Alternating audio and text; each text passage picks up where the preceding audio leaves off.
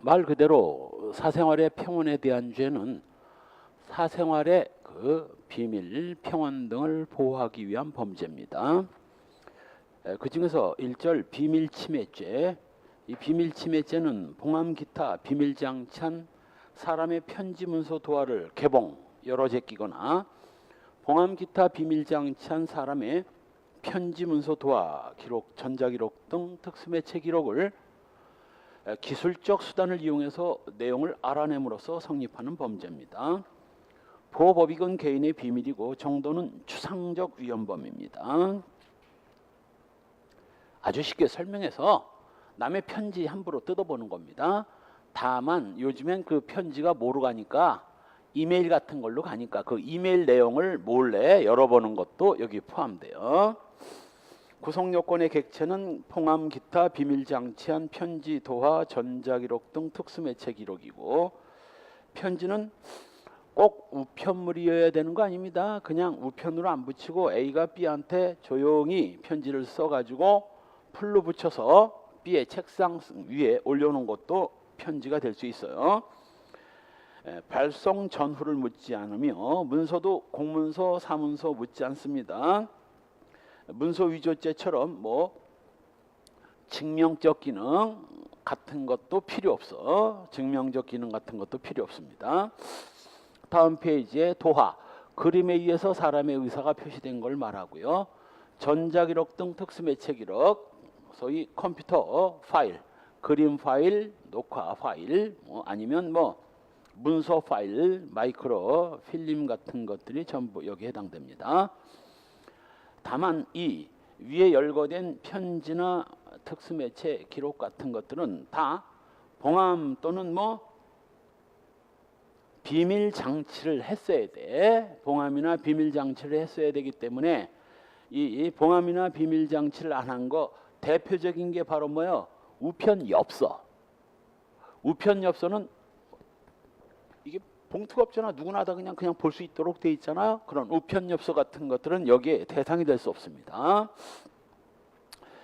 여기서 봉함이란 바로 그렇게 불로 붙이거나 쉽게 봉투를 열지 못하도록 만든 장치들, 꼭 풀로 붙일 뿐만 아니라 테이프로 붙이는 것도 포함되고 또는 서랍 속에 놓고 잠가 놓는 것도 여기 다 포함될 수 있습니다. 또 컴퓨터 파일 같은 경우에는 네 번째 줄 비밀번호나 특수한 작동 장치를 해놓은 거 다 포함되고요. 따라서 그 아래 줄 봉함 비밀 장치하지 아니한 편지나 우편엽서 같은 것들은 이건 본죄의 객체가 될 수 없습니다. 행위는 개봉하거나 기술적 수단에 의해서 내용을 알아내는 거고, 개봉이란 편지 봉투를 뜯는 걸 말하는 거예요. 시험에 많이 나왔어요. 그 두 번째 줄, 그 내용을 취득했는가는 묻지 않는다. 이게 뭔 뜻이냐면 A가 B에 편지를 보냈고 B가 잠시 그 책상 위에 놔두고 간 편지를, A가 쓴 편지를 갑이 열어서 봉투를 뜯어서 보려고 했는데 B가 들어오니까 순간 보지도 못한 채 다시 봉투에 넣어가지고 내려놨습니다. 갑은 그 편지의 내용은 못 봤어요. 자, 이 갑의 죄책이 뭐냐 해놓고 이 비밀 침해죄의 기수이다, 미수이다, 무죄이다, 이렇게 쭉 나옵니다. 답 뭐겠어요? 기수야. 비밀 침해죄는 편지를 개봉함으로써 성립되는 것이지 개봉해서 내용을 알아냈는가는 묻지 않습니다. 이때 이미 개봉을 했다면, 봉투를 뜯었다면 이건 기수인 것이고 편지의 내용을 알았는가는 묻지 않습니다. 그리고 옛날엔 요 조문만 있었거든. 개봉함으로 하면 처벌한다 그랬었거든. 기술적 수단을 이용해서 내용을 알아낸 자, 이건 나중에 들어간 거예요. 왜 문제가 생겼느냐면 바로 편지 봉투를 개봉해야 되는데 편지 봉투를 개봉하지 않은 채 이 편지 봉투를 그냥 토스트기처럼 생긴 기계에다 넣으면 레이저 판독을 해가지고 안에 편지 내용을 그냥 쫙 화면으로 펼쳐주는 이런 기계가 나올 수도 있고 나왔을 수도 있지. 그러면 자, 개봉을 하면 처벌하는 범죄에서 개봉하지 않고 기계에 넣어서 안에 편지 내용을 판독을 하는 것도 비밀 침해죄가 될 수 있을까? 사실은 뭐 비밀이 다 까발려졌으니 실질적으로 비밀은 침해됐지만 알다시피 형법에 유추해서 금지 원칙이라는 게 있죠. 개봉을 해야 처벌하는 범죄를 개봉을 하지 않은 걸 개봉한 걸로 처벌이면 이게 바로 유추해석이거든. 처벌 못했어. 그래서 이 경우에 처벌을 못하는 문제가 생기지 않느냐. 그래서 나중에 2항 뭐 개봉하지 않고 내용을 안 하는 자 박스 2항을 봅시다. 봉함 기타 비밀장치한 편지문서 도화 등을 뭐 기술적 수단을 이용해서 내용을 알아낸 자도 1항의 형과 같다 해서 나중에 2항이 추가된 거예요. 따라서 개봉함으로써 성립되고 이 기술적 수단을 이용해서 내용을 알아내야 성립됩니다. 요건 내용을 알아내야 성립되기 때문에 이걸 기계에 넣는데 에러가 나가지고 판독이 안 됐어요. 요건 뭐야? 요건 비밀침해죄 미수고, 요 비밀침해죄는 미수처벌 규정이 없는 범죄이니 뭐 미수가 되는 순간 무죄가 되는 거죠. 주관적 구성요건 고의가 있어야 돼요. 남의 편지를 개봉한다는 고의가 있어야 되고, 실수로 이름이 비슷해가지고 여기 이상 열인데 얼핏 보기에 이상 일처럼 보여가지고 나한테 온 편지군 하고 뜯었더니 내 편지가 아닌 거야. 요거 내가 고의로 비밀을 침해한 건 아니죠. 실수였죠. 정확하게 표현하면 과실 비밀 침해죄인데 역시 미수처벌 규정도 없고 과실처벌 규정도 없으니 요거 뭐 무죄가 되는 거야. 아 쏘리 하면 끝이야.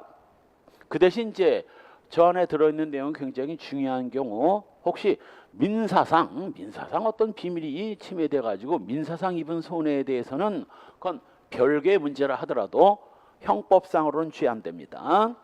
3. 위법성 조각되는 경우가 있죠. 정당행위. 예를 들면 자기 어린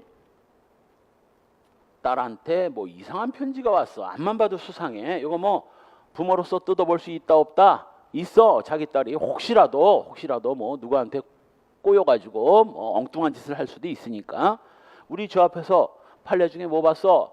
군인놈이 초등학교 5, 6학년 여학생과 휴대폰으로 영상통화하면서 뭐 성기를 찍어서 보내봐라. 그래가지고 그 초딩이 아무것도 모르는 게 막 여기저기 빨가벗고 막 찍어보준 거. 자, 요거 아동에 대한 성적 학대에 해당한다 안 한다? 한다. 지가 비록 싫다는 걸 강제로 한 건 아니지만 아무것도 모르는 어린이한테 자기 뻘거벗은 몸 생식기를 막 찍어 보내라고 한 건 그 아무것도 모르는 애지만 이거 뭐 아무것도 모르는 애라서 이거는 성적 학대 행위에 해당된다고 본 거죠. 그럴 수가 있으니까 부모가 뜯어볼 수 있는 거지. 또 추정적 승낙, 남편이 장기 출타 중에 남편한테 온 편지가 중요한 편지일 수도 있으니까 부인이 뜯어보는 거, 이런 것들은 위법성이 조각됩니다. 한편 법령에 의한 정당행위로서 형집행, 예를 들면 교도소의 수감적인 죄수한테 온 편지를 교도소장이 좀 이상해가지고 뜯어보는 거, 요거는 법이 허용하고 있기 때문에 법령에 의한 정당행위로서 위법성이 조각되는 겁니다. 4. 친고죄죠. 예, 몇 남지 않은 친고죄입니다. 왜? 만일 피해자의 고소도 없이 공소를 제기했다가 법정에서 그 비밀이 무엇인지가 공개된 법정에서 다 까발려지는 바람에 오히려 비밀을 더 여러 사람한테 더 전파하는 결과가 됐다면 결국 검사가 피해자를 2번 죽이는 꼴이 되는 거죠. 그래서 피해자가 고소하기 전까지는 뭐 소추, 검사는 공소 제기 못하도록 돼 있어요. 발신인, 수신인 전부가 피해자에 해당됩니다. 다음 페이지에 업무상 비밀 누설죄, 요건 의사, 한의사, 치과의사 등이 업무 처리 중 또는 그 업무 처리 중 지득한 타인의 비밀을 누설하거나 종교직에 있는 자가 직무상 지득한 사람의 비밀을 누설함으로써 성립합니다. 이것도 친고죄예요. 왜? 비밀이 까발려질까봐 피해자가 고소해야 소추할 수 있는 범죄입니다. 중요한 것은 의의 세 번째 줄, 본죄는 그 주체를 일정한 신분자로 제한하고 있는 진정신분범이라는 거. 왜냐하면 보통 업무상이라는 말이 들어가면 업무상 횡령, 업무상 배임, 업무상 과실치상, 과실치사 뭐 이런 것처럼 전부 다 업무자가 들어가면 다 뭐예요? 일반 횡령이나 배임에 비해서 업무 때문에 횡령, 배임을 했기 때문에 형이 가중되는 형 가중사유, 소위 형이 가중되는 부진정신분범인데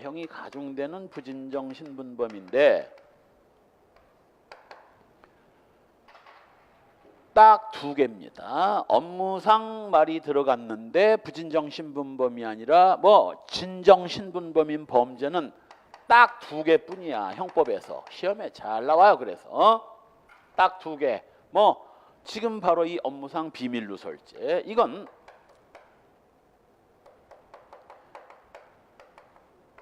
만일 일반 비밀누설죄도 있고 업무상 비밀누설이 일반 비밀누설에 비해서 형이 가중된다면 이것도 부진정신분범이지. 그런데 그냥 비밀누설죄라는 범죄는 아예 없어.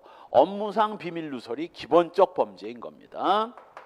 또 하나가 뭐지?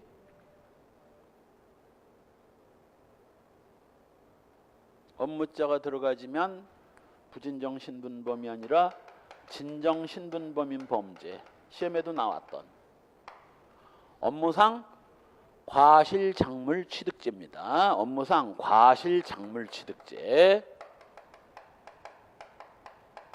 역시 그냥 과실작물취득죄라는 범죄는 없어요.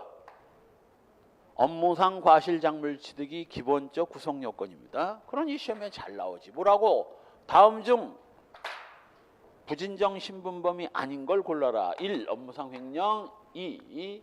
업무상 배임, 3. 업무상 과실치상, 4. 업무상 비밀누설. 이렇게 나와. 그러면 업무상 다 업무상인데 다 똑같은 거 아니요?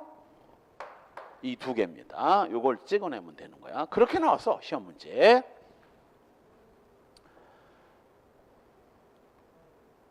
객체도 거기 세 번째 줄, 주체의 세 번째 줄, 변호사 아닌 소송 대리인이나 특히 세무사, 공인회계사나 변호사 변리사는 있는데 세무사는 없다는 거. 간호사도 없어요. 간호사. 그리고 또 시험에 나온 게 교사도 없어. 사자 들어간다고 다 다는 게 아니야. 여기 책이 없는데 교사도 업무상 비밀누설죄는 아닙니다. 객체는 업무 처리 중 또는 직무상 취득한 타인의 비밀이고, 따라서 사무 처리와 전혀 상관없이 알게 된 비밀은 업무상 비밀누설죄가 될 수가 없어요. 승경시험에 합격한 학생이 어느 날 승진 공부하러 또 강의를 또 들으러 왔어요. 그러면서 의사 디완이 환자를 수술을 했고, 그 수술 카르테, 수술 기록부를 카르테가 아니라 이 수술 기록부를 가다가 복도에 떨어뜨렸고, D2 의사가 복도를 지나가다 이 D1 의사가 떨어뜨린 수술 기록을 우연히 주워가지고 그 내용을 알게 되고 이걸 누설해 버린 거예요. 자, 요거 업무상 비밀누설죄 된다 안 된다? 이 친구가 와서 이걸 물어보는 거예요. 선생님, 이거 왜 업무상 비밀누설이 안 되죠? 같은 의사인데 왜 안 되는 거야?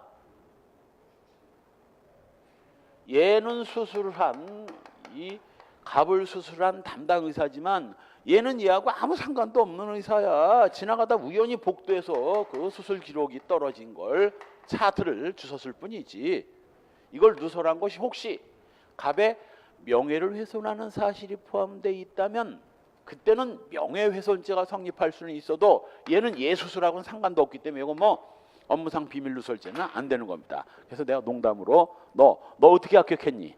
이것도 모르면서 어떻게 합격을 했어? 이걸 모르면서 농담으로 그랬습니다.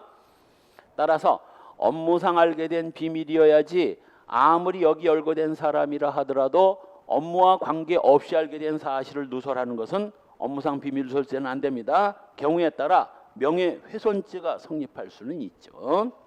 한편 바로 밑에 판례도 병원에서 분실된 진료 기록 일부를 당사자가 법정에 증거로 제출하는 것이 이거 역시 업무상 비밀을 누설한 게 아니라 법정에 증거로 제출했으니까 내가 과실이 있었던 게 아니다. 진료 기록부를 봐라. 이건 내 과실이 아니지 않느냐라고 의사가 자신의 무죄를 입증하기 위해서 그 진료 기록을 제출하는 것은 이건 업무상 비밀 누설 아닙니다. 행위는 비밀의 누설이고 이때 누설은 명예훼손죄와는 달라요. 공연성이 요건이 아니기 때문에 단 한 명한테 누설하더라도 이건 누설이 되는 거야. 명예훼손죄는 불특정 다수인 앞에서 사실을 적시해야 되지만 이 업무상 비밀 누설은 단 한 사람한테 알리더라도 도달되는 순간 업무상 비밀 누설은 기수입니다. 역시 상대방이 내용을 알아차렸는가는 묻지 않습니다. 지득하면 기수예요. 다음 페이지에 위법성, 의사의 전염병 고지 의무. 예를 들면 에이즈 환자를 발견했을 때 또는 얼마 전에 상당히 문제가 됐던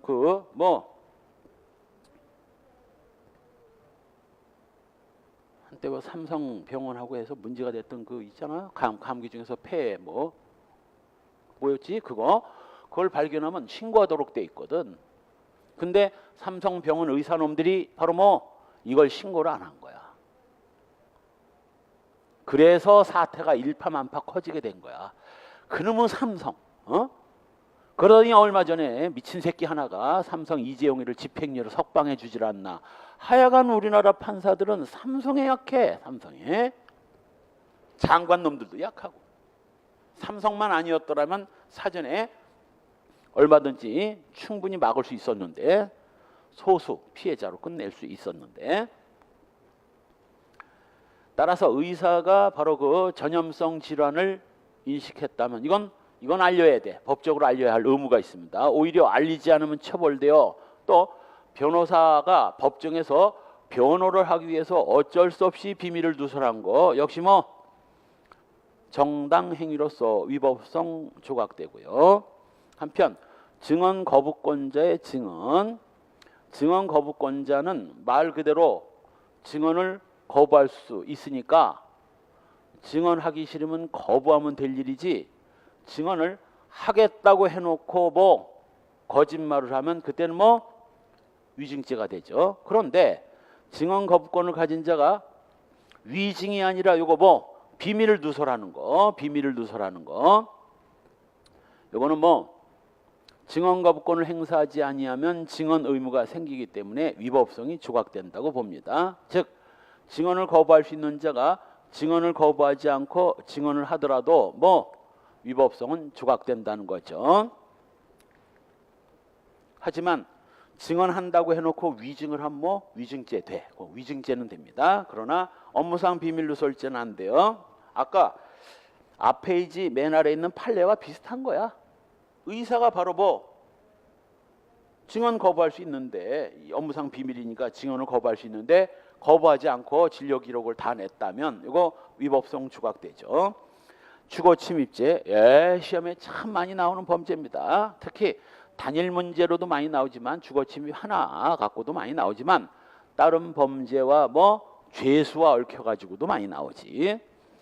사람의 주거나 관리하는 건점을 선박, 항공기, 점유하는 방실에 침입함으로써 성립되고 주거 침입죄 보호 법익에 대해서는 주거권이라는 입장과 사실상 평원이라고 보는 입장이 대립돼 있습니다.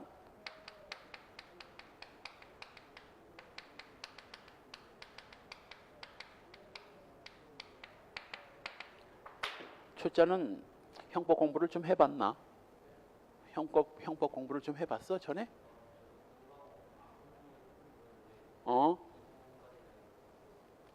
내 인강 아니면 다른 인강 혹시? 다른 인강?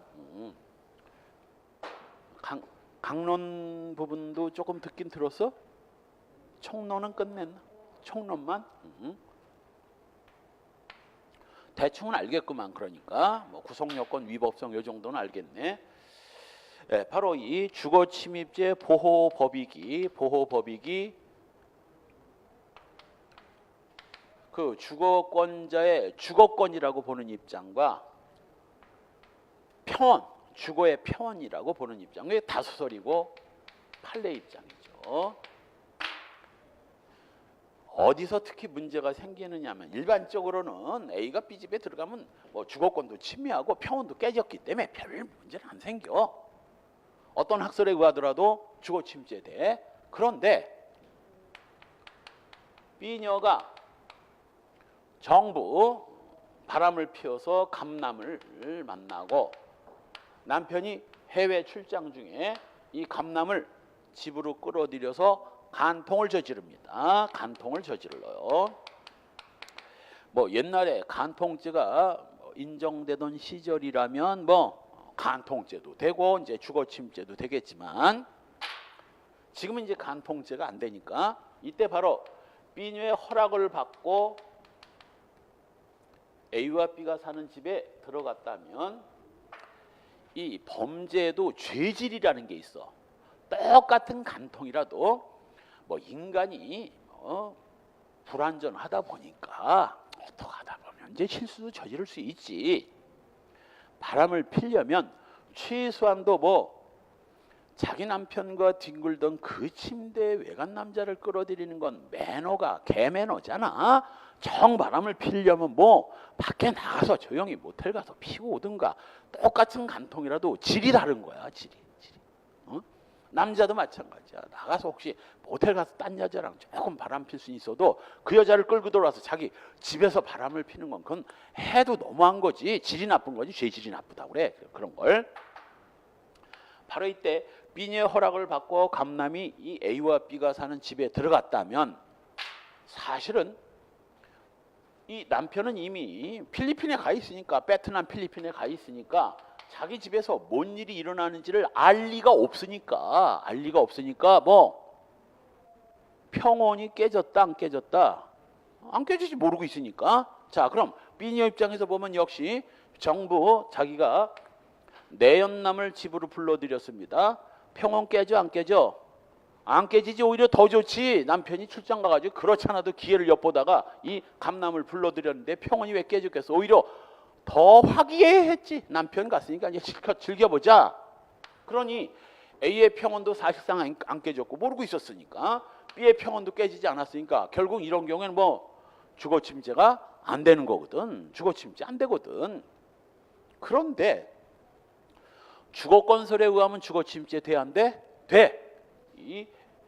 비록 모르더라도 A의 주거권은 침해됐으니까 그래 주거건설에 의하면 주거침입죄 성립. 사실상 평온설에 의하면 불성립이어야 하는데 그런데 우리 다수설 판례는 사실상 평온설을 취하면서도 이거 뭐 주거침입죄를 인정했어요. 사실상 평온이 깨졌다고 했다고. 시험이 많이 나와. 그래서 시험에 뭐라고 나오느냐 우리 승경시험에서 바로 이 B녀의 허락을 얻어서 간통을 하기 위해서 B녀의 집에 들어간 것은 감남은 뭐 A의 남편의 주거권을 침해했으므로 주거침입죄가 성립한다. 이렇게 시험 예문에 나온 거야. OX, X야. 그럼 뭐야? 사실상 평온을 침해했기 때문에 이거 예문에 그대로 나온 거야. 그러니까 논리적으로 보면 그게 맞아. 왜? 사실상 평온은 안 깨졌으니까 주거권을 침해해서 주거침입죄가 된다가 논리적으로는 맞지. 그러니까 이게 시험에 잘 나오는 거야.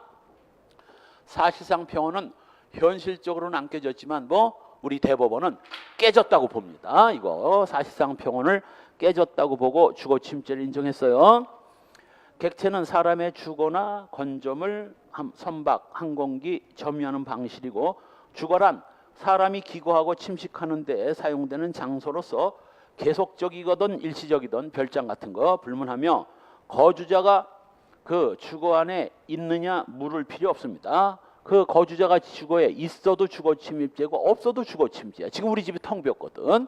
텅 비었는데 어떤 놈이 들어갔다면 이거 주거 침입죄 돼 안 돼? 되지. 있을 때 들어가도 주거 침입이요, 없을 때 들어가도 주거 침입입니다. 한편 다음 페이지에 니은 건물 자체뿐만 아니라 건물에 딸린 계단, 복도, 지하실, 대지, 정원도 다 포함됩니다. 이걸 위요지라고 하는데, 위요지 꼭 집에 들어가야만 주거 침입죄가 되는 게 아니라 계단, 정원 다 포함해요. 따라서 대문을 열고 갑이 을집에 들어갔다면 비록 현관문이 잠겨서 집 안으로까지는 못 들어갔다 할지라도 뭐 대문을 열고 들어가는 순간 주거 침입죄는 이미 기수인 거예요. 꼭 집 안에까지 들어가야 기수가 아니라 이 대문 안으로 들어가면 기수고, 심지어는 담벼락이 아니라 소위 이제 조금 큰 건물 같은 경우에는 여러분들 보죠?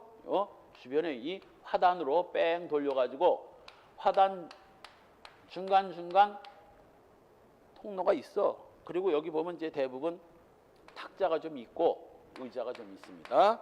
전에 내가 담배를 피던 시절에는 이런 데 가다가 탁자가 보이면 뭐 왠지 이 탁자에 앉아서 담배 한 대를 뭐 피고 가야 될 의무 같은 게 있어. 여기 앉아서 담배 한 대 피고 가고 그랬어요.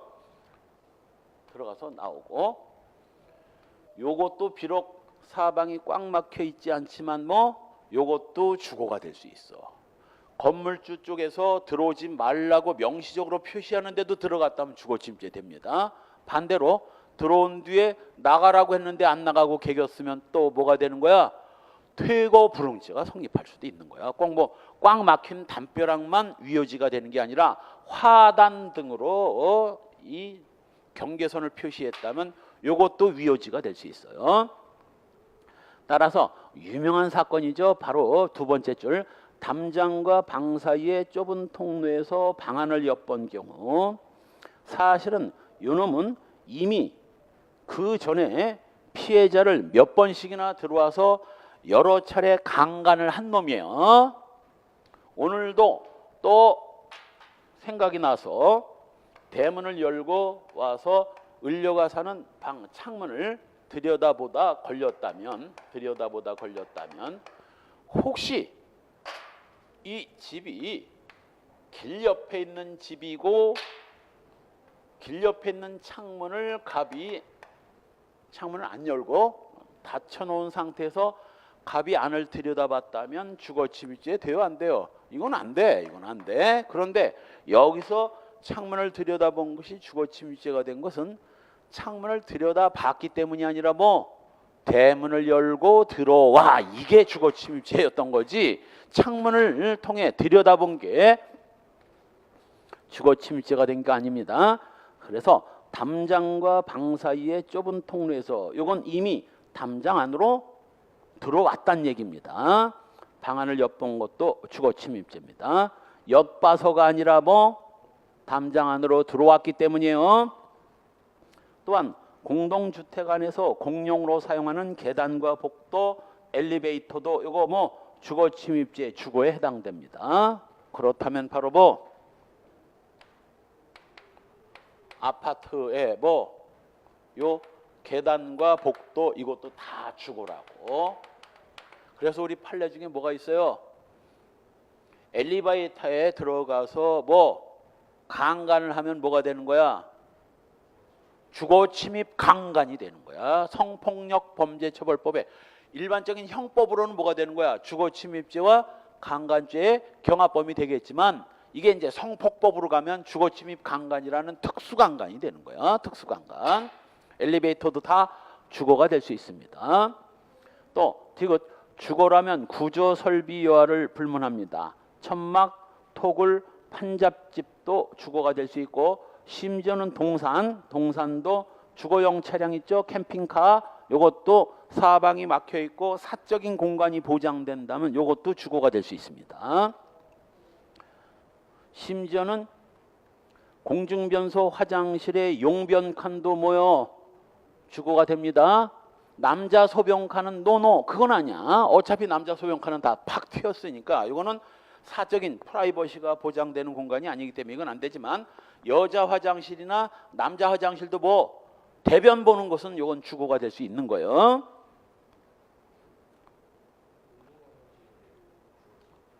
그럼 아니 생각을 해봐. 님이 여자고 안에서 용변을 보고 있는데 남자가 화장실 칸을 열고 들어오면 이거 끔찍해 안 끔찍해? 끔찍하지. 이거 주거침입죄 되는 거예요. 청주에서 하여간 별의별 인간들이 많아. 하여간 뭐 4천만 5천만이 살다 보면 그중에 별 또라이들이 다 있지. 공중변소는 이제 남자 여자가 가려져 있잖아요. 남자 용변칸에 들어가서 소변을 보고 있는데 그 대변칸 안에서 웬 여장을 한 남자 놈이 이 젊은 남자애한테 뭐 빨아주겠다. 남자끼리 소위 뭐를 하자, 동성연애를 하자고 해서 기겁을 해서 나와가지고 이걸 문을 닫고 이제 경찰을 불렀는데 이게 도망갔다고 하죠. 만일 반대로 이 젊은 남자애가 안에서 대변을 보고 있는데 이놈이 문을 열고 들어가가지고 뭐 성기를 빨아주겠다라고 했다면 이건 주거침입죄 돼. 다만 이때는 반대여서 이 이놈이 안에 있었기 때문에 대변칸 안에 이놈이 있었기 때문에 이건 주거침입죄는 안 되고 요거 젊은 남자한테 이 동성연애를 하자고 제안을 한 거 요게 뭐 성추행으로까지 될 수 있을까? 성추행이 되려면 최소한 뭐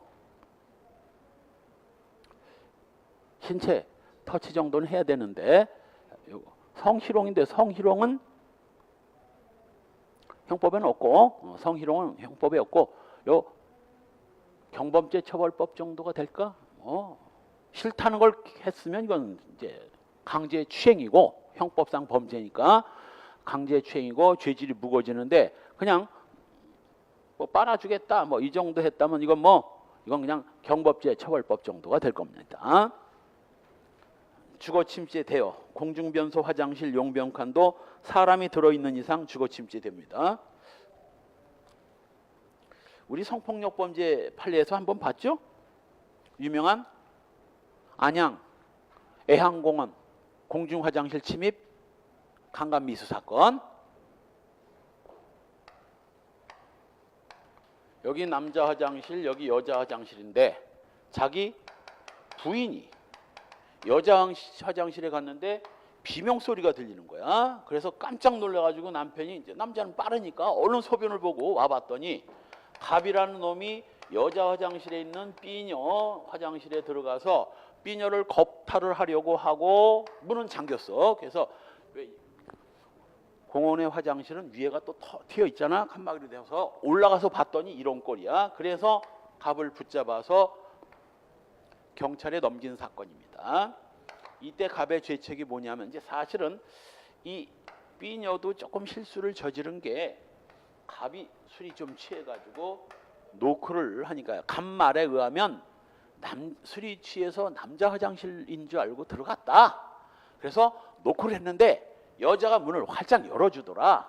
그러니 여자가 용변을 보면서 문을 열었으니 뭐 다 뻘거벗은 상태 보이고 그러니까 자기는 들어와서 한번 하자는 의미로 받아들여서 들어간 거고 그래서 성행위를 하다가 문제가 생긴 거다라고 주장을 하고 있고 B녀는 뭐라고 노크를 해서 내가 문 연 건 실수인데 노크를 한 게 옆에 화장실에 간 남편이 와가지고 무슨 휴지나 이런 거 달래러 온 줄 알고 자기 남편인 줄 알고 실제 그랬어.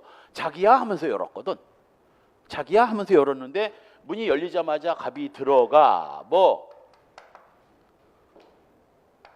B녀가 뛰쳐나가려니까 문을 잠그고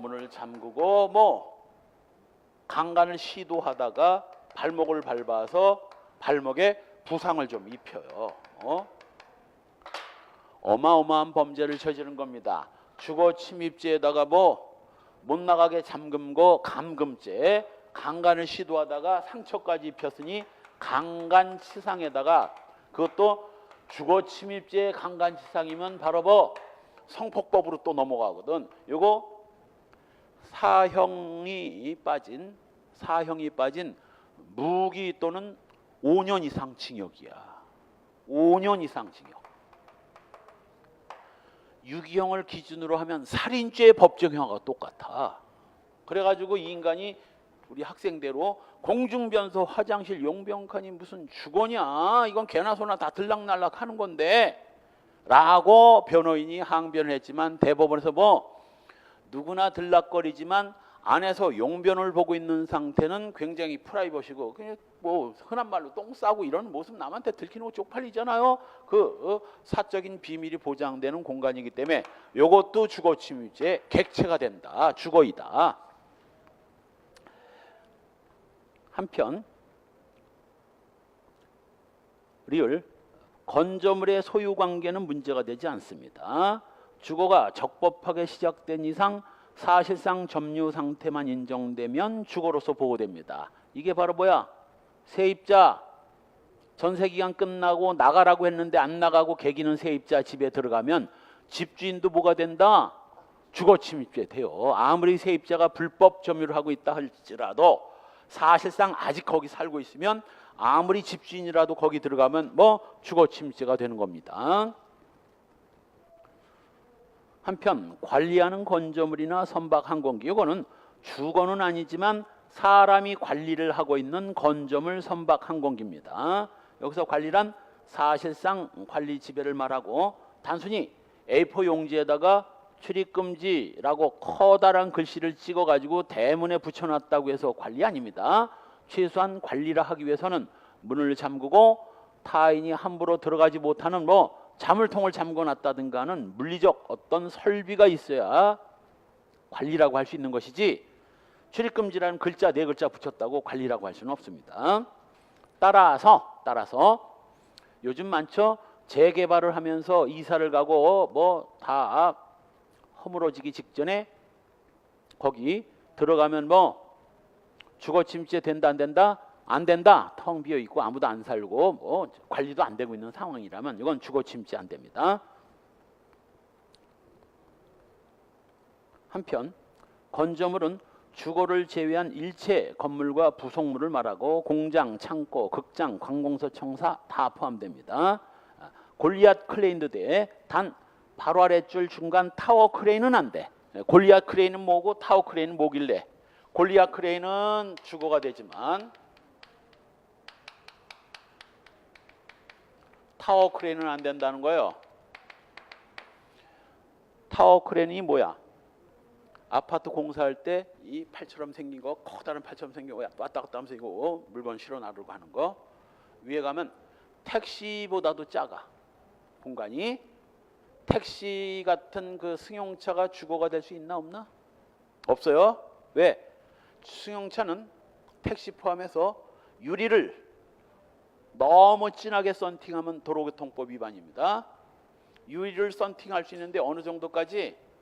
밖에서 운전자를 바라봤을 때 운전자가 남자인지 여자인지 성별을 가늠할 수 있을 정도는 돼야지 아예 안 보이게 하는 건 불법 썬팅, 불법이에요. 그건 뭘 의미하는 거야? 안에 있는 사람이 남자인지 여자인지 알아볼 수 있을 정도라면 그 승용차는 뭐 비밀 공간이라 볼 수가 있다 없다? 없다. 밖에서 다 보이는데 개뿔 무슨 비밀 공간이야. 그래서 타워 크레인은 거의 뭐 택시 수준이야. 그 좁은 공간이고 유리가 탁 트여 있기 때문에 이거는 주거를 할 수 없지만 골리앗 크레인이 뭐야? 현대중공업에 있는 어마어마하게 커다란 크레인이야. 크기가 이 강의실만 해. 그래서 여기에 책상 몇 개를 놓고 팀장과 뭐 팀원들이 안에서 사무 보고 크레인은 왔다 갔다 하면서 일하고 하는 거야. 따라서 골리앗 크레인은 그 규모가 뭐 타워 크레인과는 비교할 수 없을 만큼 크기 때문에 이건 주거가 되는 거야. 왜 주거가 되겠어? 이 근로자들이 뭐 농성을 하면서 골리앗 크레인에 들어가서 뭐 파업을 하고 농성을 했는데 주거침입죄로 다 처벌해 버렸지. 한편 두 번째 줄 뒷부분 대학교 강의실이나 알루미늄 샤시로 된 구조물 길 가다 보면 뭐 버스카드 충전하고 껌 음료수 좀 파는 거 이거 뭐 알루미늄 샤시로 된 조그만 그 구조물이라도 이거 뭐 주거될 수 있습니다. 다만 디귿 선박 항공기도 주거가 될 수는 있지만 적어도 그러기 위해서는 그 선박 항공기가 주거에 사용될 수 있을 정도의 규모는 돼야 됩니다. 따라서 바로 밑에 비교해 놓고 소위 이제 여름에 강가나 해변가에 메어져 있는 그 뭐야? 모터보트 또는 뭐 조그만 거룻배 이런 것들은 뭐 주거가 될 수가 있다 없다? 없다. 모터보트나 거룻배는 쬐끔해 가지고 한두 명, 서너 명 타가지고 왔다 갔다 하는 이런 조그만 배를 주거라고 할 수는 없어요. 그렇다면 선박으로 주거 침입지의 객체가 되려면 소위 저 태국 이런 데 가면 있죠? 선박이 곧 집이고 집 안에 사람이 먹고 살고 자고 하는 그것이 바로 주거 침입지의 객체가 되는 선박이에요. 아래 판례 피해자 소유의 축사 건물과 부지를 매수한 사람이 부지 밖에 설치된 피해자 소유의 소독시설을 통로로 삼아 축사 건물에 출입을 한 경우 소독시설도 축사의 종물, 축사와는 별개의 건조물이라면 남의 소독시설에 함부로 들락거렸다면 이건 건조물 침입죄를 구성합니다. 단, 그 옆에다 비교. 이 판례 끝에 나온 판례인데 소독용 탱크는 아니야. 탱크가 이제 지붕에 쌓여가지고 소독용 탱크가 있다면 이 소독 건물이 주거라는 거지 소독용 탱크 자체가 주거가 될 수는 없어요. 한편 퇴거불응죄 그 건조물 아까 얘기했던 위요지가 다 포함되는데 네 번째 줄 중간 그러려면 화단의 설치, 수목의 식재 등으로 담장 설치를 대체하는 경우에도 건조물에 인접한 주변 토지가 건물, 화단, 수목 등으로 둘러싸여 건조물 이용에 제공됐다는 것이 명확하게 드러나면 위요지가 될 수 있다. 아까 얘기했던 바로 화단을 삥 둘러 설치했고 중간중간 빵꾸가 뚫려서 사람이 들락거린다 하더라도 요게 이 건물주의 땅이다라는 걸 명확히 알 수 있다면 이것도 위요지에 포함될 수 있습니다. 한편 아무리 건조물에 기여하는 인접 부속 토지라 하더라도 이거 쉽게 넘어갈 수 있을 정도라면 주거 침입죄가 안 됩니다. 이건 뭐냐면 이제 바로 시골에 가면 그냥 조그만 나무 몇 개 심어놓고 건조물 주변에 어수룩하게 이렇게 나무나 돌 몇 개 세우는 거 이건 개들도 드나거리고 쉽게 사람이 들락거렸다면 이건 주거 아니야. 이건 주거가 될 수 있지만 이건 제법 높거든. 하단도 크고 이건 사람 키 정도의 요 정도 조그만 나무 좀 심은 거 이건 이쪽으로 들락거려도 이건 주거 침입죄 안 됩니다. 단 건물 안으로 들어가면 이건 주거 침입죄가 되겠지. 그래서 두 번째 줄 구행 내지 통제가 없어 통상 보행으로 경계를 쉽사리 넘을 수 있을 정도라면 이건 주거 침입죄 객체에 속하지 않습니다. 그다음 점유하는 방실 건물 내에서 사실상 관리 지배하는 장소입니다. 사무실, 연구실, 호텔에 투석 중인 방, 여관방도 포함돼요. 모텔방, 여관방 다 포함되고 왜 이렇게 안 나와? 공중변소, 화장실, 용병칸도 요 점유하는 방실에 해당될 수 있는 겁니다. 그러나 극장 좌석, 열차 객석 같은 것들은 이건 사방이 탁 트였기 때문에 이건 주거가 될 수 없지. 행위는 침입이고 침입이란 주거권자 의사에 반하여 신체가 주거 등에 들어가는 것이고 침입, 신체적 침입이어야 하므로 신체가 들어가지 않으면 침입이라 할 수 없습니다. 전화를 건다든가 돌을 던진다든가 창문을 통해서 밖에서 들여다보는 것도 몸이 들어가지 않았다면 주거 침입 아닙니다. 또 외부로부터 들어가야 되기 때문에 처음부터 주거 내에 있었던 사람들은 이거는 주거 침입죄가 될 수가 없습니다.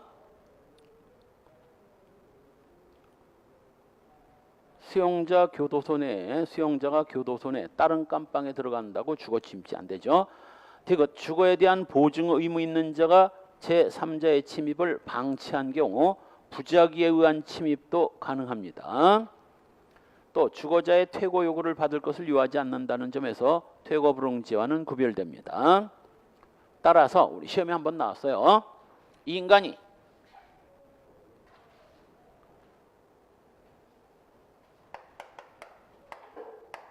B집에 들어가서 개기다가 B로부터 고소를 당해가지고 주거침입죄로 처벌받았어요.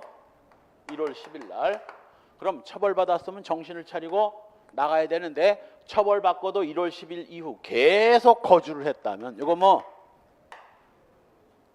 주거침입일까 퇴거불응일까? 이거 시험에 나온 거야. 대부분 이제 들어갔던 거로 처벌받고 들어간 뒤에 안 나가고 개기니까 이거 퇴거불응죄가 되는 거 아니냐? 또 주거침입죄야. 안 나가고 개기는 것도 또 주거침입죄야. 명심하세요. 퇴거불응죄는 적어도 들어갈 때는 적법하게 들어갔거나 또는 과실로 들어간 뒤에 안 나가야 퇴거불응죄지, 들어갈 때부터 위법하게 들어갔다면 퇴거불응죄는 불가벌적 사후행위고 주거침입죄만 성립되는 겁니다. 한편 거주자의 의사에 반하여야 되는데 뭐 꼭 출입 제지가 있어야만 되는 건 아닙니다. 말 그대로 아까 얘기했던 대로 우리 집에 아무도 없는데 누가 문을 뜯고 들어갔다면 이거 뭐 거주자 의사에 반한 거고 주거침입죄입니다. 명시적 의사는 물론 묵시적 의사도 포함되고 또 주변 사정에 따라서는 거주자의 반대 의사가 추정될 수도 있어요. 당연하지. 그다음 기억 차가의 경우 빌린 집, 전셋집, 임대차 기간이 종료돼도 얘기했죠. 임차인이 계속 거주하는 한 임차인한테 주거권이 있으므로 임대인이 여기 들어가면 뭐 주거침입죄 성립됩니다. 반대로 임대인이 못 들어가게 송판으로 못질을 해가지고 문을 뭐 폐쇄를 했다 할지라도 그 임차인이 그 폐쇄된 송판 쪼가리를 뜯어내고 들어가더라도 주거침입죄는 안 됩니다. 왜? 이건 임차인의 주거니까. 임대인이 들어가면 돼도 임차인이 들어가는 건 자기 주거인데 뭐 주거침입죄 안 돼요. 한편 복수의 주거권자가 있는 경우 한 사람의 승낙으로 다른 거주자의 의사에 직간접으로 반하는 경우에는 주거침입죄가 성립된다. 바로 남편 부재 중 처와 간통하기 위해서 처의 동의를 받아 들어간 경우 다소설은 평온이 깨지지 않았으니까 주거침입죄가 성립될 수 없다라고 하는데 남편의 주거의 평온이 깨졌기 때문에 뭐 주거침입죄를 인정했어요. 바로 밑에 판례가 그래서 세 번째 줄 중간 처에 승낙이 있었다 하더라도 남편의 뭐 빨간 줄 보세요. 주거의 사실상 평온은 깨졌다 할 것이므로 그 옆에다가 아예 주거권 써놓고 XX까지 표시해 놓으세요. 남편의 사실상 평온이 깨져서 주거침입죄인 것이지 주거권이 깨져서 주거권이 침해됐기 때문이 아니라는 거 명심하세요. 디귿 일반인의 자유로운 출입이 허용된 백화점, 관공서, 역, 은행, 식당은 이건 뭐 당연히 주거침입죄 안 되지 들어가더라도. 그러나 들어갈 때부터 뭐 범죄 목적으로 은행 강도를 하기 위해서 은행에 들어갔다면 뭐 이건 주거침입 강도가 되는 거죠. 주거침입죄와 강도죄가 다 되는 거죠.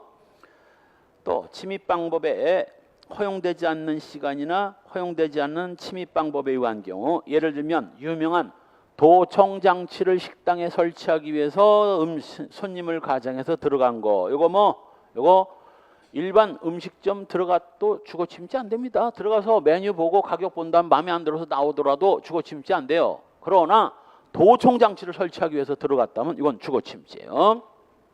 또 연안 여객선 터미널에 출입이 금지된 시간에 화장실 유리 창문을 통해서 들어간 것도 주거침입죄요. 나오네 이제 드디어. 강간할 의도로 사용 중인 공중 화장실 용병칸에 들어간 것도 주거침입죄입니다. 또 버스 차장이 근무하는 회사 차고나 사무실에 그냥 드나드는 건 주거침입죄가 아니지만 뭐 절도의 목적으로 들어갔다면 이건 주거침입죄 성립됩니다. 실행의 착수 시기 주거침입의 범위를 가지고 침입을 시작한 때입니다. 예를 들면 주거로 세 번째 줄 들어가는 문에 시정장치가 이제 열쇠, 자물통을 부수거나 문을 여는 등 침입을 위한 구체적 행위를 시작한 경우 출입문이 열려 있으면 안으로 들어가겠다는 의사 아래 출입문을 당겨보는 것. 그래서 자물통을 부수거나 손잡이를 당겨보는 건 다 주거 침입죄 실행의 착수지만 시험에 많이 나와요. 그러나 바로 아래줄 침입의 대상인 아파트에 사람이 있는가 없는가를 확인하기 위해서 초인종을 눌렀다든가 손잡이를 잡아당긴 게 아니라 초인종을 눌렀다든가 다세대 주택의 물건을 침입해서 물건을 훔치기 위해서 가스 배관을 타고 오르다가 발각된 경우 시험에 나온 거죠. 이것도 중요한 겁니다. 가스 배관 타고 오르다가 발각됐다면 이건 실행의 착수 인정 안 됩니다. 주거 침입죄는 예비인모를 하지 않는 범죄이기 때문에 실행의 착수가 없다면 예비인모고 예비인모가 처벌이 안 되니 무죄인 거죠. 무죄가 되는 겁니다. 이런 경우는 어떨까? 아파트 가스배관을 타고 올라가다가 비어있는 듯한 집을 발견하고 그쪽으로 가서 베란다 창문을 열려고 했는데 잠겨 있어서 못 열었어요. 그러다가 경비원한테 발각됐어요. 주거 침입죄 실행의 착수 인정된다 안 된다? 됩니다. 왜? 문을 당겼기 때문에. 문을 당겼기 때문에. 야간인 경우 뭐? 야간 주거 침입 절도죄 실행의 착수야. 야간 주거 침입 절도의 미수가 된 겁니다. 그때 경비원을 패면 뭐가 되는 거야? 강도 말고 준강도가 되는 거야. 절도가 사람 패면 준강도가 되는 거지. 준강도. 근데 절도가 미수니까 준강도도 미수가 됩니다. 준강도 미수. 중요한 판례야. 그것도. 한편 기수 시기는 뭐 신체 일부만 들어가도 기수입니다. 단 아무리 신체 일부라도 극히 일부는 아니지. 손가락 두 마디 이런 건 말고 소위 뭐 머리통이 들어가거나 팔뚝지가 들어갈 정도는 돼야지. 그 끝에다 써놓으세요. 기수시기 끝에다가 기수가 된다고 한다. 옆에다가 극히 일부는 제외. 시험에 나와서 극히 일부는 제외야. 따라서 바로 아래 판례 뭐 첫 번째 줄 중간 집안으로 얼굴을 들이밀었다면 뭐 자, 신체 극히 일부예요, 아니에요? 아니지. 얼굴, 머리통까지 들어갔다면 이건 극히 일부가 아니지. 이건 뭐 마지막 줄 주거 침입죄는 기수에 이르렀다. 위법성, 피해자 승낙이나 추정적 승낙, 정당 행위로 위법성이 조각될 수 있고 사인이 현행범 체포를 위해서 타인의 주거에 침입하면 이건 안 된다고 그랬어요. 경찰관이 현행범 체포를 위해서 타인의 주거 침입할 수 있지만 일반 개인이 현행범 체포는 할 수 있지만 현행범 체포를 위해서 주거에 침입하는 건 안 됩니다. 또 채권자가 채무 변제를 받기 위해서 채무자 집에 임의로 들어간 것도 이거 용서의 여지가 없죠. 주거 침입죄입니다. 역시 맨 아래 판례도 역시 뭐 쟁의 행위를 위해서 건물을 침입 점거를 했는데 그것이 갑회사 혼자 사용되는 건조물이라면 뭐 갑회사 직원들이 쟁의 행위를 하면서 건조물을 점거하는 것은 적어도 뭐 얘들은 원래부터 여기 있었던 애들이니까 주거 침입죄는 안 되더라도 갑과 을 두 회사가 같이 사용하는 건물이야. 2층부터 5층까지는 갑, 6층부터 10층까지는 을 회사가 사용하는데 1층 로비를 갑회사 노조원들이 점거를 했다면 이건 뭐 절반은 갑회사 거지만 절반은 뭐 을회사 거잖아. 1층은 같이 써야 되니까 이건 뭐 을회사 때문에 주거침입죄가 된 겁니다. 그래서 공동으로 사용하는 건조물에 한쪽 회사 노조원들이 점거를 했다면 다른 공동 점유권자의 뭐 주거침입죄가 성립되는 겁니다. 다음 페이지에 판례 정리.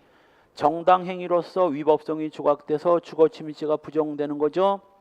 해고된 근로자가 조합원 자격으로 노조 사무실에 출입 목적으로 노조 사무실로 들어간 거, 뭐 경비원의 재질을 뿌리쳤다 할지라도 뭐 노조원이 노조 사무실에 들어가는데 뭐가 죄가 되겠어? 단 주거 침입죄가 인정되는 판례의 두 번째 줄을 보면 비슷한데 결론이 다르죠. 이건 주거 침입죄가 됐어. 회사 조합원이 해고된 조합원이 해고 처분 무효 소송을 걸고 회사 의사에 반해서 함부로 회사 내 조합 대의원 회의에 참석한 경우, 자, 위에 1번은 왜 주거 침입죄가 안 되고 아래 2번은 왜 주거 침입죄인 거예요? 해고, 둘 다 해고됐어. 해고는 똑같아. 들어간 장소가 위에 1번은 조합원이 노조 사무실에 들어가는 건 당연하지만 아래 2번은 이 인간이 노조 사무실에 들어갔다면 아마 주거 침입죄가 안 됐을 겁니다. 근데 어딜 들어가? 조합 대의원 회의실에는 왜 들어가? 지가 조합원이지 대의원이 아니잖아. 따라서 조합원이긴 하지만 대의원이 아닌 이상 뭐 대의원 회의실에 들어가면 안 되지. 그래서 아래 2번 판례 91도 1666 옆에다가 뭐 노조 사무실이라면 위법성 조각, 노조 사무실이었다면 위법성이 조각되지만 조합원 대의원 회의실이었기 때문에 주거 침입죄가 된 거야. 거의 이거는 이런 식으로 구분해 두지 않으면 시험장에 가면 헷갈리거든. 둘 다 해고된 근로자인데 뭐가 주거 침입죄가 되고 안 되느냐. 노조 사무실은 왜 들어가는 거야? 당연히 이 인간은 조합원으로서 월급 탈 때마다 뭐 노조비를 다 빼갖고 그러면 노조가 자기 해고를 뭐 막아줬어야 되는데 노조 사무실에 가서 니들 노조 뭐하는 놈들이냐, 조합비만 받아먹고 노조원이 잘리는데 해고되는데 이유도 없이 잘리는데 부당하게 잘리는데 노조 니들 뭐하고 있느냐라고 항의할 수 있는 거지. 노조 사무실에 들어가서. 그러나 회의실에 왜 기어들어가? 회의실에, 사무실에나 갈 일이지. 한편 이 사용자의 직장 폐쇄, 요 직장 폐쇄에다가 빨간 동그라미를 하고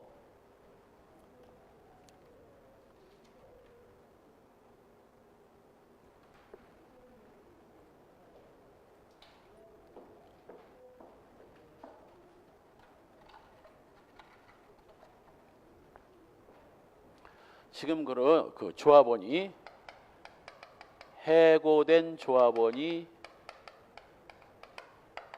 노조 사무실에 들어가는 것은 요건 주거 침입이 아니지만 대의원 회의실에 들어가면 요건 주거 침입이에요. 한편 이제 퇴거 불응지의 경우 직장 폐쇄, 만일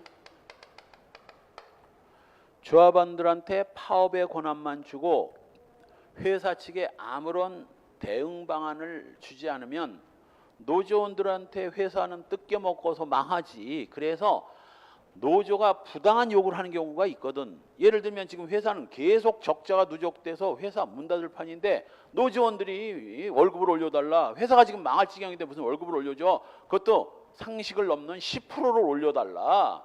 그럼 이제 회사에서는 당연히 거부해야 되는데 노조가 파업하면 또 회사는 더 망하거든. 바로 이때 회사 쪽에서 쓸 수 있는 마지막 히든 카드를 하나 마련해 줬는데 그게 바로 뭐 직장 폐쇄야. 쉬운 말로 공장 문 닫으니까 니들 다 나가. 그래서 직장 문 닫는 거예요.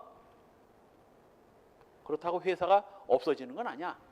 잠시 동안 공장 운영 안 하겠다는 겁니다. 근데 이게 왜 중요하냐면 직장이 폐쇄가 되지 않으면 근로자들한테 기본급을 줘야 돼. 회사에서 기본급을 줘야 된다고. 근데 직장 폐쇄란 뭐 그거 안 줘도 돼. 빵원이야.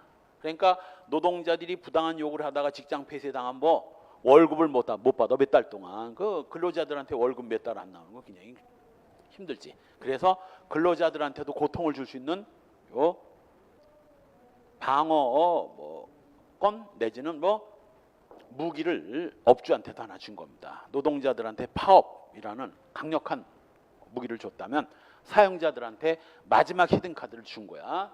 그런데 그 직장 폐쇄를 적법하게 했는데 뭐 점거 중인 노조원들한테 직장 폐쇄를 적법하게 하고 이제 나가 직장 폐쇄됐으니까 그런데도 안 나갔다면 이건 뭐 이건 퇴거불응죄 성립돼요.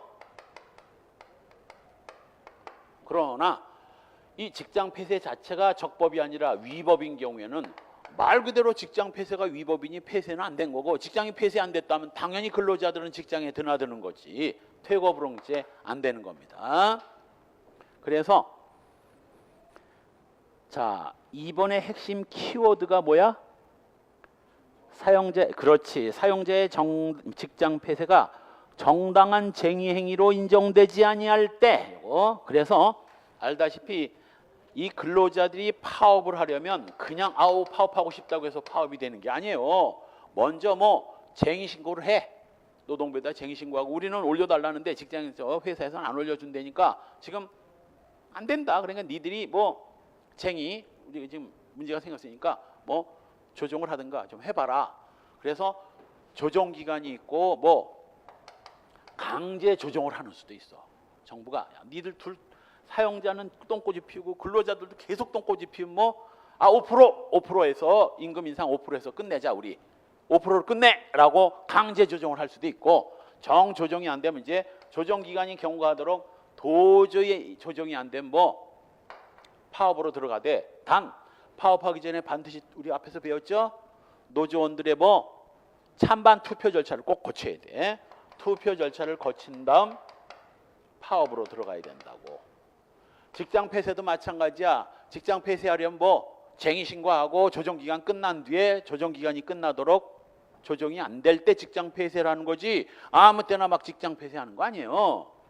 따라서 직장 폐쇄를 할 수 있는 절차도 밟지 않은 채 무작정 직장 폐쇄를 했다면 그건 위법이고 직장 폐쇄가 위법이라면 그 직장을 점거하고 있는 근로자들이 안 나가고 개기더라도 퇴거불응죄는 안 되는 겁니다.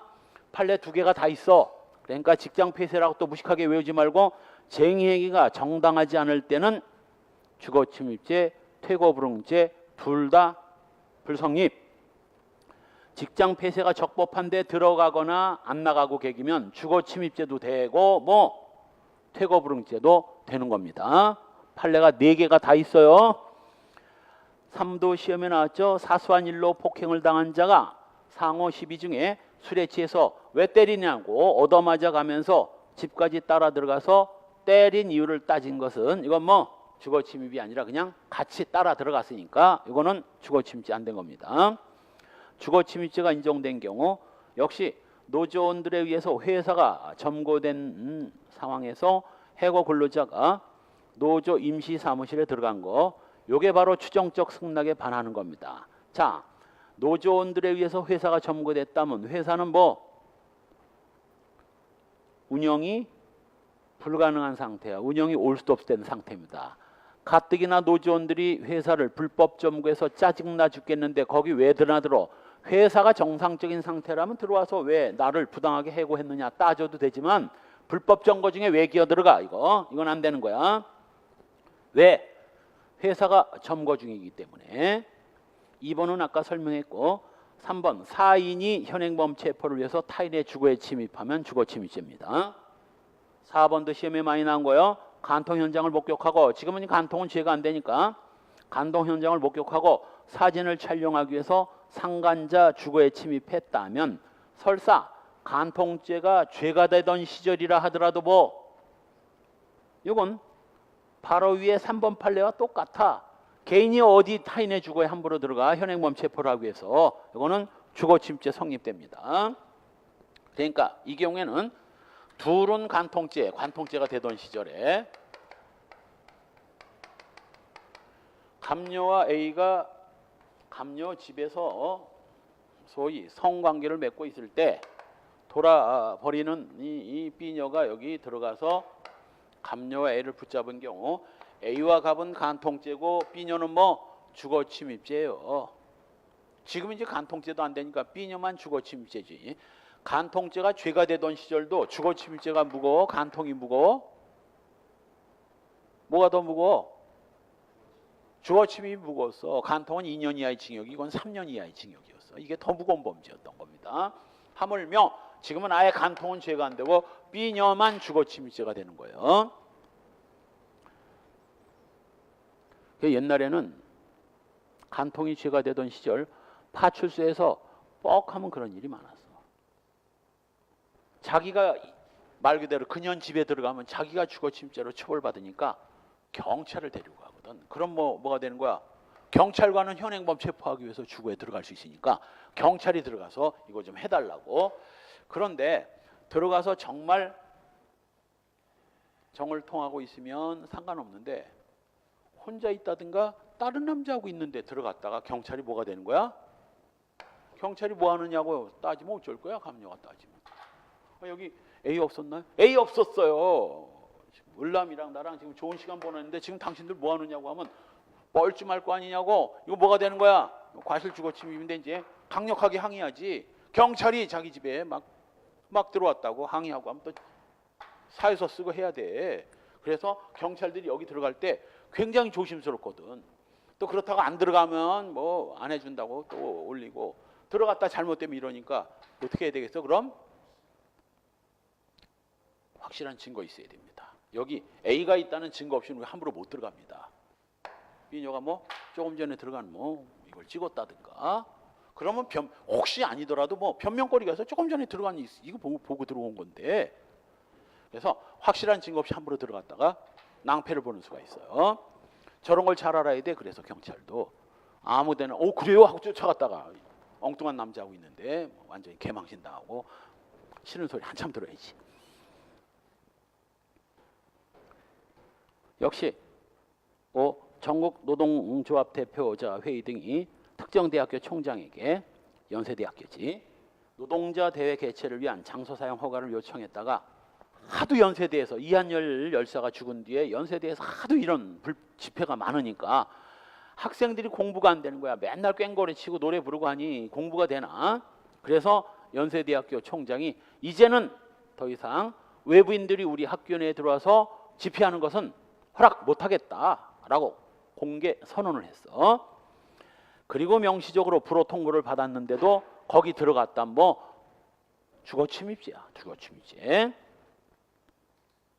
역시 2인 이상의 공간, 2인 이상이 하나의 공간에서 공동생활을 한 경우 둘 중에 한 사람 의사에 반하면 무조건 주거침입죄 성립됩니다. 6번 역시 갑주식회사 감사가 회사 경영진과 불화로 한 달 가까이 결근하다가 자신의 출입카드가 정지됐어. 그냥 감사 잘린 거지. 한 달 동안 안 나오고 개기고 있으니까 이른 아침 경비원한테 출입증을 받아들고 컴퓨터 하드디스크를 절취하기 위해서 감사실에 들어갔다면 혹시 출입카드가 정지가 돼 있지 않았다면 뭐 회사에서 출입을 허용했으니까 주거침입죄가 될 수 없고 훔쳐가면 이제 절도죄는 되겠지. 주거침입죄는 안 되고 절도죄만 되겠지만 출근 카드까지 정지됐다면 너 이제 우리 회사에 들어오지 마 이거거든. 이때는 뭐 주거침입죄와 절도죄 둘 다 성립돼요. 7. 전국 금속노조 쌍용자동차 지부의 노동조합원들이 회사에 저 앞에서 한번 설명하죠. 총론에서 구조조정 이거 갖고 파업은 안 돼. 이거 구조조정 한다고 파업하면 이건 파업이 무조건 불법이야. 구조조정 추진을 저지할 목적으로 평택 공장에 들어갔다면 볼 것도 없이 뭐 주거침입죄입니다. 다음 죄수 주거침입을 위해서 폭행을 했다면 폭행이 주거침입의 수단이 됐으니까 2타 2피라도 상상적 경합이 되죠. 그러나 주거에 침입한 다음 엉뚱한 범죄 살인, 절도, 강도를 했다면 그때는 주거침입죄 외에 살인죄, 절도죄, 강도죄가 따로 성립되고 실체적 경합범이 됩니다. 또 야간 주거침입 절도나 특수절도 1항이 뭐지? 특수절도 1항이 구성요건이 뭐예요? 특수절도 구성요건 3개는 구구단 2단 털듯이 탈탈탈탈 털고 있어야 돼. 손괴 후 야간 주거침입절도. 따라서 야간 주거침입절도나 특수절도 1항, 손괴 후 야간 주거침입절도, 그리고 상습절도 등에는 이미 주거침입이 다 들어가 있기 때문에 별도로 주거침입죄는 따로 성립하지 않습니다. 단 요 상습절도 요건 주의해야 될 게 반드시 그 상습절도 중에 뭐는 들어가야 돼? 야간 주거침입절도나 송계후 야간 주거침입절도가 들어가야만 돼. 이거 안 들어가면 별도로 주거침입죄 따로 성립합니다. 그 판례 최근에 좀 나왔고 아래 판례 있을 겁니다. 중요한 판례야. 따라서 상습절도가 성립되면 주거침입죄가 따로 성립되지 않는 것은 그 상습절도에 주거침입이 포함된 절도가 포함되어 있어야지, 주거침입이 전혀 없는 상습절도는 주거침입죄 따로 성립해요. 또 주거침입죄를 상습으로 범하거나 2인 이상이 공동하면 폭처법에 의해서 처벌된다. 2인 이상은 사라졌죠? 헌재 위헌 결정으로 2인 이상 공동 주거침입은 이제 뭐 특수주거침입으로, 형법상 특수주거침입으로 가버렸고 폭처법에서는 사라졌어요. 헌법재판소가 형이 너무 과하다고 위헌 결정을 때렸기 때문입니다. 5번 다른 사람의 주택에 나오네. 무단 침입한 범죄 사실로 이미 주거침입죄로 유죄 판결을 받은 자가 판결이 확정된 뒤에도 퇴거하지 않은 채 당해 주택에 계속 거주했다면 이건 퇴거 불응죄가 아니라 세 번째 줄 별도의 주거침입죄가 따로 성립하는 겁니다. 바로 아래 1번 판례네. 다섯 번째 줄 상습절도를 범한 범인이 범행 외 상습적인 절도 목적으로 주관에 주거침입을 했다가 절도에 이르지 못하고 주거침입에 그친 경우에도 그 주관 주거침입 행위는 상습절도와 별도로 주거침입죄를 구성한다. 어떤 경우에? 바로 첫 번째 줄 끝부분 특수절도 같은 야간 송괴 침입절도죄를 제외하고 일반적인 절도, 이거는 구성요건에 주거침입이 없으므로 이걸 제외한 야간 주거침입이나 송괴 후 야간 주거침입 절도를 제외한 나머지 절도를 상습으로 범했다면 이건 주거침입죄가 따로 성립합니다. 2번 피해자 방 안에 침입해서 식칼로 위협해서 반항을 억압한 다음 강간해서 상해를 입혔다면 이건 주거침입 강간상해가 될 때는 별도로 주거침입죄는 따로 성립하지 않죠. 당연히 주거침입 강간에 주거침입이 들어가 있는데 또 주거침입이 되겠습니까? 역시 331조 2항의 특수절도, 이게 바로 흉기휴대절도죠. 흉기휴대절도는 주거침입이 없어요. 따라서 흉기유도 절도 범인이 주거침입을 했다면 이거는 주거침입죄와 흉기휴대절도죄 경합범이 되겠죠. 한편 마지막 특수강도에는 이것도 1항이야. 야간 주거침입 강도, 이게 특수강도거든. 그 특수강도가 성립될 때는 주거침입죄는 따로 성립하지 않지만 2항, 3항 흉기휴대 강도와 합동 강도는 이건 주거침입죄 별도예요. 따로야. 따로 성립됩니다. 그래서 그 판례 끝에 주거침입죄를 처벌할 수 없다. 그 밑에다가 비교해놓고 2항 흉기강도, 좀 줄일까? 흉기휴대강도인데 흉기강도와 합동강도는 주거침입 성립, 별도로 성립됩니다. 그 다음 퇴거불응죄. 퇴거불응죄는 퇴거에 불응하는 범죄죠. 사람의 주거나 건조물에 적법하게 들어가거나 과실로 들어간 자가 퇴거 요구를 받고도 퇴거하지 않는 범죄입니다. 퇴거가 안 되고 있는 동안은 계속되는 계속범이고, 구성요건 퇴거 요구가 있어야 되고, 퇴거의 가능성, 당연히 퇴거가 가능한데도 안 하고 있어야지 퇴거 자체가 불가능하면 이건 아니죠. 예를 들면 빨가벗고 있는 사람한테 나가라고 한다든가, 기절한 사람한테 나가라고. 기절한 사람이 무슨 말귀를 알아듣나 뻗어버렸는데, 소위 적법행위에 대한 기대 가능성이 없기 때문이죠. 3. 퇴거 요구에 불응하는 겁니다. 따라서 퇴거 의무자는 나오죠. 적어도 주거에 들어갈 때는 적법하게 들어가거나 과실로 들어갔어야 됩니다. 처음부터 주거에 침입했다면 주거 침입죄가 성립되는 한 퇴거 불응죄는 따로 성립 안 됩니다. 그 대신 퇴거, 그렇게 적법하게 과실로 들어간 자가 퇴거 요구를 받고 불응하면 기수인데, 불응하는 순간 기수인데 불응하고도 계속 안 나가고 있다면 뭐 퇴거불응죄는 계속되고 있는 겁니다. 계속범이니까. 그 다음 미수범의 인정 여부. 법조문상으로는 미수 규정이 있지만 뭐 해석상 미수는 불가능하다고 보고 있습니다. 8월의 판례 뚜껑 글씨만 봅시다. 교회 관리인이 교회에 들어와서 난동을 부리는 사람한테 퇴거를 요구했는데도 뚜껑 글씨 이에 불응해서 퇴거를 하지 않았다면 퇴거불응죄에 해당되는 겁니다. 역시 다음 페이지에 네 번째 줄 나오네.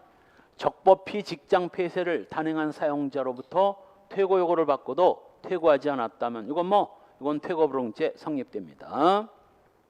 한편 8월에 정당한 퇴거 요구를 받고 건물에서 나가긴 나갔어. 근데 가재 도구 등 일부를 남겨놨다면 뭐 사람이 나갔기 때문에 가재 도구 조금 남겨놨다고 해서 이거 퇴거불응죄 안 됩니다. 4번 노동조합이 파업을 시작한 지 불과 4시간 만에 사용자가 바로 직장 폐쇄를 했다면 뭐 위법이지. 그렇다면 직장 폐쇄가 위법이라면 끝부분 뭐 퇴거불응죄 된다 안 된다? 안 된다. 그 다음 특수주거침입죄. 뭐 모든 특수범죄는 3개만 빼고는 다 단다위라고 했죠. 단체 다중 위험한 물건입니다. 바로 아래 판례. 대학교 학생들이 뭐 5번째 줄 다중의 위력으로 건조물인 대학교에 침입한 거 특수주거침입죄고. 그 다음 이 폭처법상 특수주거침입죄 뚜껑 글씨 한 놈이 밖에서 망을 보고 있었고 또 한 놈이 갑에 주거에 들어갔는데 요 놈이 칼을 휴대하고 들어갔다면 뭐 특수주거침입죄고 얘도 뭐 특수주거침입죄의 공동정범이 되는 거야. 반대는 어떻게 되나? 얘가 실제 시험에 나온 판례는 이거죠. 칼은 얘가 들고 있었고 B는 맨손으로 들어갔다면 뭐 아니야. 얘가 단순 주거침입죄고 얘도 뭐 단순 주거침입죄의 공동정범이에요. 왜? 이 칼 같은 흉기는 주거침입에 사용해야지 밖에서 자동차 안에서 칼을 들고 대기한 것은 이건 대기를 한 거지 주거에 침입할 때 사용한 게 아니기 때문에 사용하려고 한 게 아니기 때문에 이거는 단순 주거 침입입니다. 그래서 뚜껑 글씨 뭐로 돼 있어요? 직접 건조물에 들어간 범인을 기준으로 그 범인이 흉기를 휴대했다면 전원 흉기 휴대 주거 침입. 그 범인이 흉기를 휴대하지 않았다면 전원 단순 주거 침입. 다음 페이지에 주거 신체 수색죄. 이건 사람의 주거나 신체를 수색, 뒤지는 범죄입니다. 구성요건 주체 적법하게 들어간 자이고 처음부터 불법하게 들어갔다면 그냥 주거 침입죄지. 불법하게 침입해서 불법하게 수색을 했다면 그냥 주거 침입죄인 겁니다. 수색죄는 불가벌적 사후행위예요. 객체는 주거고 행위는 수색입니다. 수색은 뒤지는 거죠. 위법성 피해자의 동의가 있으면 양해고 법령상 영장을 발부받아서 압수수색을 했다면 뭐 주거 수색죄 구성요건에는 해당되지만 위법성이 조각돼서 적법 행위가 되죠. 죄수 불법하게 들어간 자가 수색을 했다면 주거 침입죄만 성립되고 뭐가 경합범이 된다는 거야? 본죄와 주거 침입죄 경합범이 된다. 그렇죠. 설명 조금 아까 잘못했습니다. 적법하게 들어간 자가 수색을 해야지 처음부터 불법하게 들어간 자가 수색까지 했다면 주거 침입죄와 주거 수색죄의 경합범. 다시 한번 정정합니다. 불법하게 주거에 들어간 자가 수색까지 했다면 주거 침입죄와 주거 수색죄의 경합범입니다. 적법하게 들어간 자가 수색했을 때는 수색죄만 성립되고 마지막 이 절도나 강도의 목적으로 금품을 수색하면 이거 주거 침입죄와 주거 수색죄의 실체적 경합범이고 절강도까지 저질렀다면 절도 강도는 별도로 따로 성립할 겁니다. 맨 마지막 판례 소위 주주면 이제 회사 운영을 잘하는지 회사 서류를 열람할 수 있는 권한이 있거든. 그런데 주주가 회사 사무실에 가서 서류 좀 열람하고 싶다고 했더니 얘들이 거부를 한 거야. 그랬더니 뭐 강제로 들어가서 밑에서 두 번째 줄 주주총회에 참석한 주주가 강제로 사무실을 뒤져서 회계장부를 찾아냈다면 이거는 방실수색죄, 주거수색죄 성립됩니다. 그러면 어떻게 써야 돼? 모든 건 절차법에 따라 나 서류 좀 열람하게 해주세요. 법원에다가 얘들이 서류 열람을 안 해주니까 서류 열람해 주세요 라고 소송을 걸어서 법원이 열람케 해 라고 하면 이제 열람을 해야지. 지가 가서 막 뒤지는 건 이건 뭐 내가 첫째 시간에 얘기한 법 바로 뭐 아무리 자기 어떤 권리가 있다 할지라도 그 권리는 절차법에 따라 민사소송이나 형사소송 절차에 따라 실현해야지 지멋대로 실현하면 범죄 행위가 되는 겁니다. 여기처럼 방실수색죄. 조금 쉬었다가 드디어 어마어마하게 어려운 제3범죄로 넘어갑시다. 제3범죄 10분 쉬었다 갑시다.